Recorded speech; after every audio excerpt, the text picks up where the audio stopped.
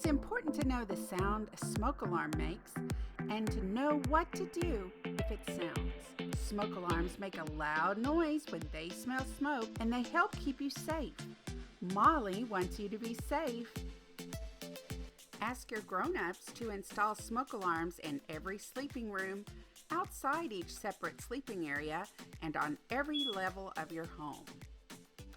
Also ask grown-ups to test smoke alarms once a month using the test button.